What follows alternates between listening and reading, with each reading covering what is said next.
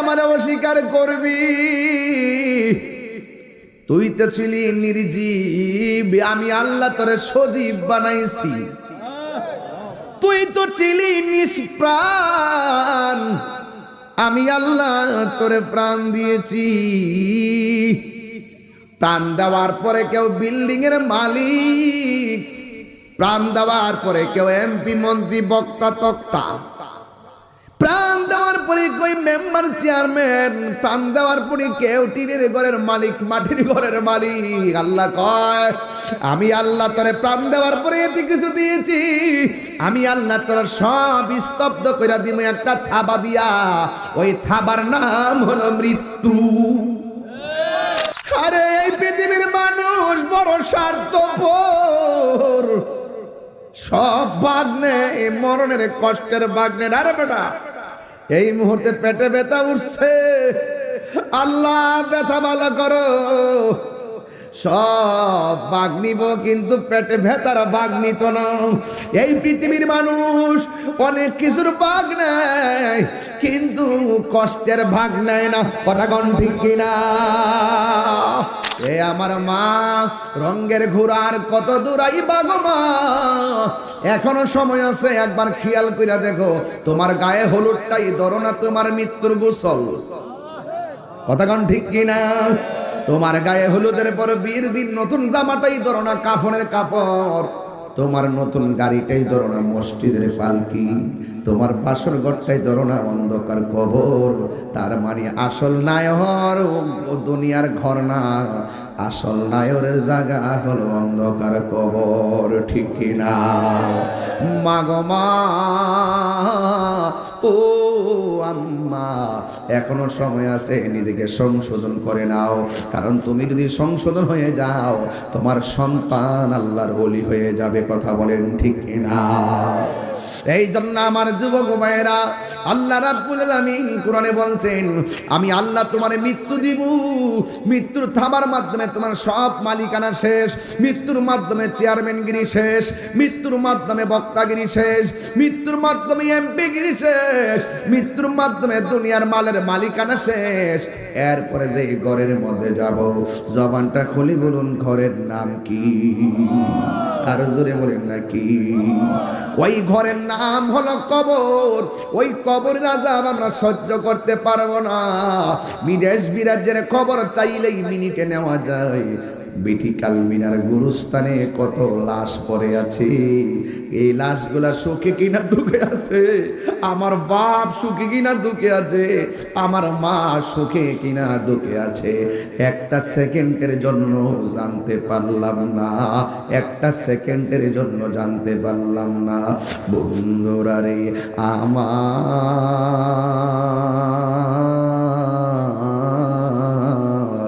ওই কবরের মানুষ আর বিটিকাল মিনার মাহফিলের মানুষ এক না। আল্লাহ রাব্বুল আলামিন বলেন ওয়া মা ইয়াস্তাবিল আহইয়াউ ওয়ালাল আমওয়াত। সাল্লাম কয় নবী গো আর একটু সামনে চলেন, আমার নবী আপনার নবী রহমাতুল লিল আলামিন এবার একটু সামনে চললেন। সামনে যাওয়ার পরে আমার নবী তাকায়া তাকায়া দেখতেছেন এক শ্রেণীর মানুষের মাথাগুলোকে পাথরের মধ্যে রাইখা আরেকটা পাথর দিয়ে মাথাগুলো সেচ্চা ফেলাইতেছে, একেবারে সেচতেছে সেচতেছে, টুকরা টুকরা করে মগজগুলা বাইর করে করে শাস্তি দিতেছে। আমার নবী বলে জিবরাইল এরা কারা রে, পাথর উপরে মাথা রাইখা কেন আরেকটা পাথর দিয়ে আঘাত করতেছে? আপনারা জবান করে বলেন আমার নবী উম্মতের কষ্ট দেখলে মায়া লাগে কি লাগে না? আর জোরে জোরে গোনা মায়া লাগে কি লাগে না? রহমতে আলম নূরে মুজাসসাম, রহমতে নূরে মুজাসসাম, সাহাবীরা আতর বানায় ওই নবীজির ঘাম বলো না, সাহাবীরা আতর বানায় গাম। রহমতে আলম জাসাম রহমতে আলম নূরে মুজাসসাম সাহাবীরা আতর বানাই ওই নবীজির ঘাম চিনো জানো মানো কেমন আমার নবীজি চিনো জানো আমার নবীজি যাহার প্রেমে পাগল চন্দ্র তারকারাজি তোমরা আর শুনবানি হুমনাবাসী জান্নাতের রুমে রুমে লেখা নবীর নাম বলো না জান্নাতের রুমে রুমে লেখা নবীর নাম ও যুবক পায়ের মধ্যে হাত দিয়া বলে দিয়ে যায় এখনো সময় আছে রমজানে মৃত্যু কামনা করবেন আল্লাহ মরে যাব দুঃখ নাই যেদিন মরণ দিবা রমজান মাসে মরণ দিও সুবহানাল্লাহ বলবেন না মরণটা মৃত্যুটা যদি রমজানে হয় লাভ আছে না নাই আল্লাহর হাবিব কি বলে শুইনা যান আল্লাহর হাবিব বলে যদি কেউ রমজান মাসে মারা যায় আমার আল্লাহ রাব্বুল আলামিন কবরের আযাব maaf করে দিবে চিৎকার মেরে বলেন না সুবহানাল্লাহ শুধুমাত্র তাই নয় রমজান মাসে যারা মারা যায় আল্লাহ রাব্বুল আলামিন এদের জন্য কবরের আযাব নয় জাহান্নামের আগুন পর্যন্ত maaf করে দিবে জাহান্নামে রমজান মাস আসলে জাহান্নামীরা যারা জাহান্নামে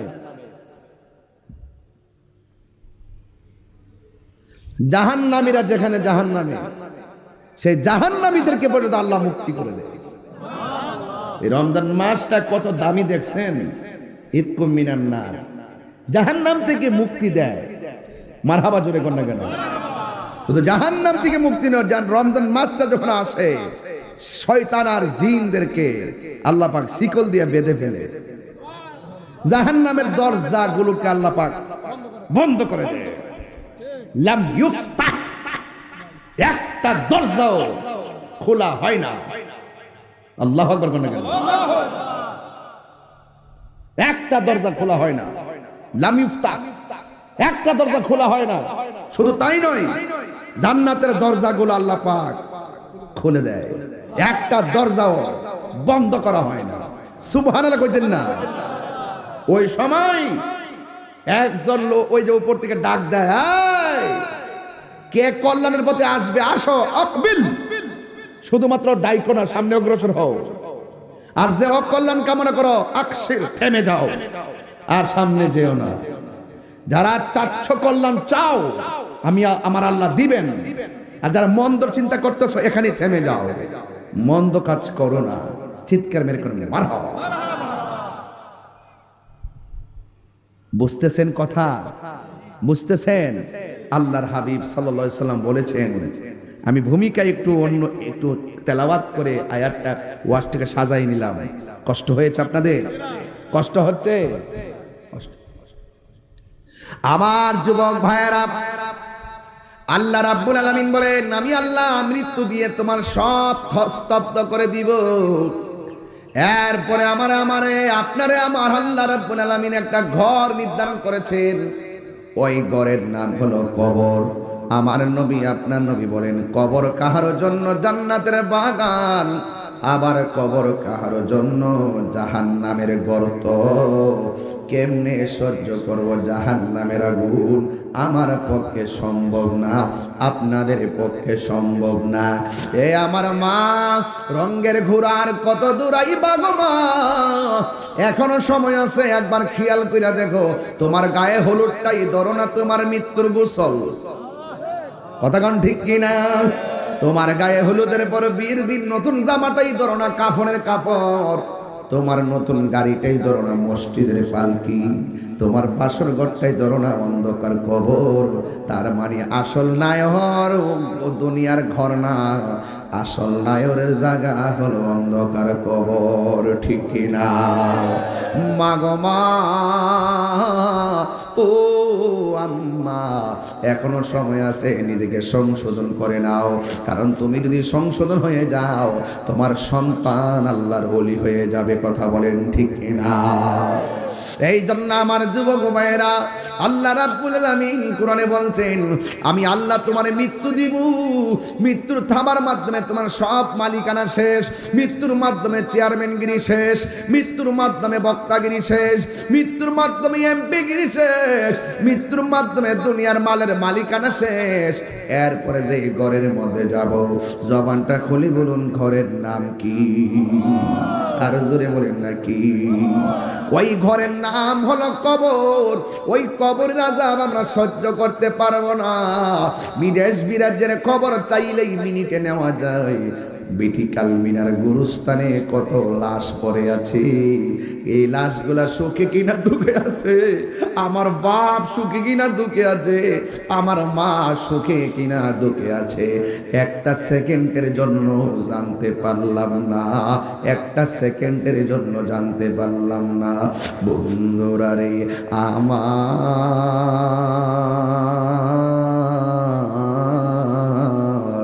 ওই কবরের মানুষ আর বিটিকাল মিনার মাহফিলের মানুষ এক না। আল্লাহ রাব্বুল আলামিন বলেন, ওয়া মা ইয়াস্তাবিল আহইয়াউ ওয়ালাল আমওয়াত।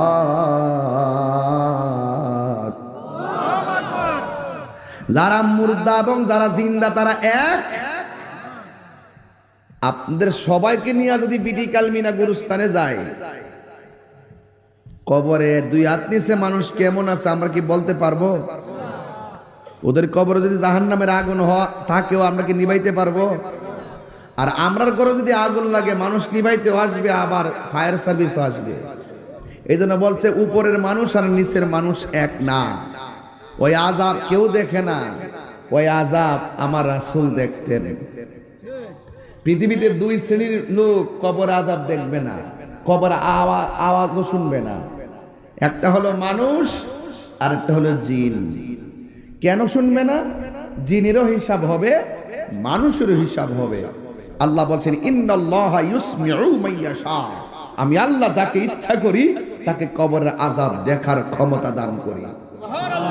রাসূল কবর আযাব দেখতেন, শুধু দেখতেন না, কেন আযাব হচ্ছে সেটাও জানতেন, কতদিন আযাব হবে সেটাও জানতেন, কে শেষে জান্নাতি সেটাও জানতেন, কে লাস্ট পর্যন্ত জাহান্নামী সেটাও জানতেন, কিয়ামত পর্যন্ত কি হবে নাকি না হবে রাসূল সব জানতেন।